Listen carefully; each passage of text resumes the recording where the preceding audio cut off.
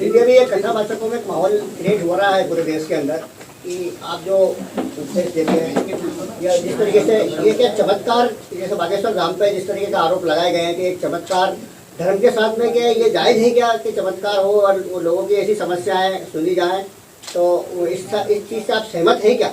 मुझे नहीं पता मुझे, क्योंकि मुझे इस बारे में जानकारी नहीं है। देखिए, सबकी अपनी अपनी विद्या है।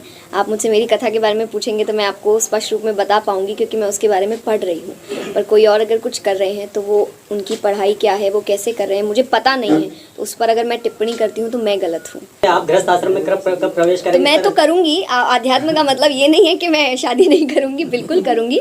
पर जैसा मैंने एग्जैक्टली मैं यही बात कह रही हूँ कि आज देखिए, क्योंकि हम चीज़ें आपको अच्छे के लिए मिलती है, आप उसका बुरा इस्तेमाल करते हैं। सोशल मीडिया आपको अच्छे के लिए मिला है, आज आप सामने हैं, मैं यहाँ बैठी हूँ, आप मेरी बात हर घर तक पहुँचा सकते हैं, ये एक अच्छा है। लेकिन अगर वो बात मोड़ के घुमा के करेंगे तो ये गलत है। तो वैसे ही आप समझिए कि जब मैंने सोशल मीडिया बनाया था तो इसका अर्थ यही है कि मेरी बात मेरे चैनल्स के थ्रू आप तक पहुँचेगी। पर लोग अलग अलग चैनल, फेक चैनल बनाकर कह रहे हैं कि ऐसे हो रहा है, वैसे हो रहा है। तो अगर मेरी शादी होगी तो मेरे चैनल से बता दी जाएगी आप। देश को हिंदू राष्ट्र बनाने की जो कवायद चल रही है, ऐसा ही मांग कर रहे हैं वो लोग, और उसका भी एक बीड़ा जो एक युवा संत ने उठा रखा है। मैं आपसे जानना चाह रहा हूँ, इस मामले से आपका सरोकार है तो क्या है, क्या बोलना चाहिए आपसे?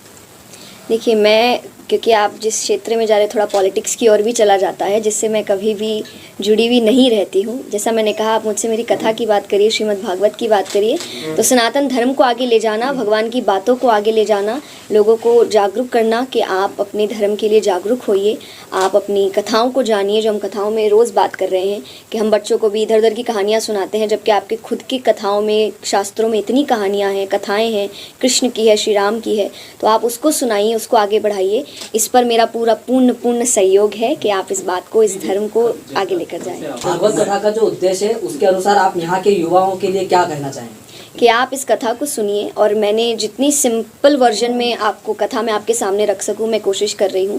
और मैं इसीलिए सिंपल करती हूं क्योंकि जो आज के युवा है वो शायद समझ नहीं पाते हैं जो गहरी बातें हैं। तो मैं आपको आपके शब्दों में, आपकी भाषा में समझाने की कोशिश कर रही हूँ। खुद एक युवा होकर मैं हमेशा कहती हूँ, मैं संत नहीं हूँ, मैं साधु नहीं हूँ, मैं एक साधारण लड़की हूँ, जैसे आपके घर के बच्चे होते हैं।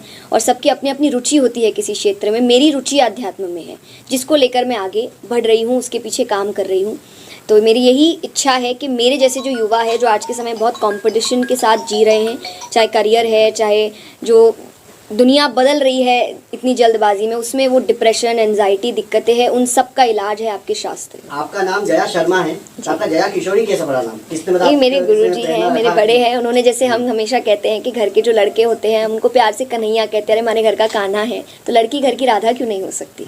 इसीलिए उन्होंने, मैं छोटी सी उनके पास आई थी, उन्होंने मुझे किशोरी कहना शुरू किया।